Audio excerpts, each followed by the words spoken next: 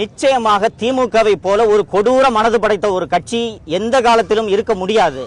தமிழகத்தில் இதற்கு முன்பு எவ்வளவோ முதல்வர்கள் ஆண்டிருக்கிறார்கள். ஊடகங்களிடம் கெஞ்சுவார்கள், கேட்பார்கள், கொஞ்சம் கம்மியா திட்டுங்க என்று. ஆனால் எதிர்த்து பேசும் ஊடகங்களையும் அந்த ஊடகத்தில் பணியாற்றுபவர்களையும் சிறையில் எடுத்த கொடுங்கோல் அரசாங்கம் திமுகவை தவிர வேறு எந்த அரசும் கிடையாது. முதல்வர் திரு விஜய் அவர்கள் ஊடகங்களில் வரக்கூடிய ஒவ்வொரு சின்ன சின்ன விமர்சனங்களையும் கவனத்தில் கொண்டு பல்வேறு திருத்தங்களை செய்திருக்கிறார் என்பதை அவரது செயல்பாடுகளிலிருந்து நான் பார்க்க முடிகிறது. ஊடகங்களாக இருக்கட்டும், இன்னொன்று தற்போது தமிழகத்தில் அமைந்துள்ளது ஒரு கூட்டணி ஆட்சி என்பதால் மேலும் கூடுதலாக ஜனநாயகம் இருக்கும். விஜய்க்கு தெரியாமல் விஜயின் காவல்துறையினர் ஏதாவது ஒரு நெருக்கடிகளில் ஈடுபட்டால் கூட கூட்டணி கட்சிகள் இப்போது அமைச்சரவையில் பங்கேற்றிருக்கக்கூடிய கட்சிகளே திரு விஜய் அவர்களிடம் இதை சுட்டிக்காட்டும் என்பதால் தமிழகத்தில் ஊடக சுதந்திரம் வலுவாக இருக்கும். திரு விஜய் அவர்கள் ஆட்சியில் சிறப்பாக ஊடகங்கள் செயல்பட வேண்டும் என்று நான் விரும்புகிறேன். திராவிட முன்னேற்ற கழகத்தை தூக்கி எறிந்ததன் மூலம், கொளத்தூரிலேயே திமுக தலைவர் திரு ஸ்டாலின் அவர்களை மண்ணை கவ வைத்ததன் மூலம் தமிழக மக்கள் ஒரு அற்புதமான தீர்ப்பை வழங்கி இருக்கிறார்கள். அந்த தீர்ப்பை சரியான முறையில் புரிந்து கொண்டு முதல்வர் திரு விஜய் அவர்கள் இதுவரை ஆட்சி நடத்தி கொண்டிருக்கிறார் என்று நான் செய்தித்தாள்களில் பார்த்த வரையில் நான் புரிந்து கொள்கிறேன். தமிழக வெற்றி கழகம் அமைத்துள்ள இந்த கூட்டணி ஆட்சி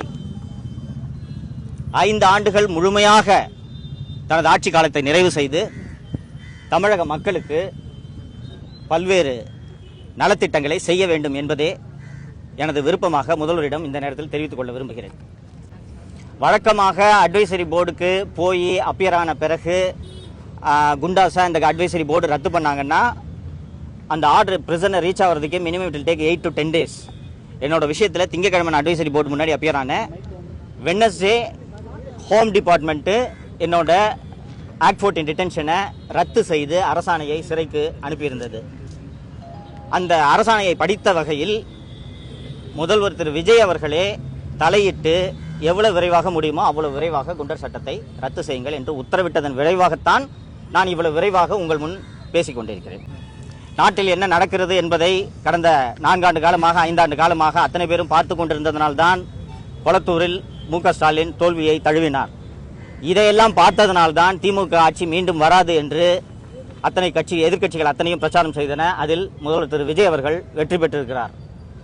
இந்த 3 ஆண்டுகளாக சவுக்கு மீடியா ஊழியர்கள் ஒவ்வொருவரும் சந்தித்த துன்பங்கள் என்ன, என் தாயார் ஏன் இப்படி அகால மரணம் அடைய வேண்டும் என்பதையெல்லாம் தாவே கவிஞரும் சரி முதல்வர் அவர்களும் சரி பார்த்து கொண்டுதான் இருந்திருப்பார்கள்.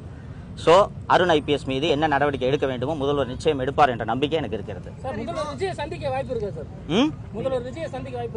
யாரை வேணுமானாலும் சந்திக்கிறதுக்கு நான் எப்போதும் தயாராக இருக்கிறேன். முதல்வர் அழைப்பு விடுத்தால் சந்திக்க நான் தயாராக இருக்கிறேன்.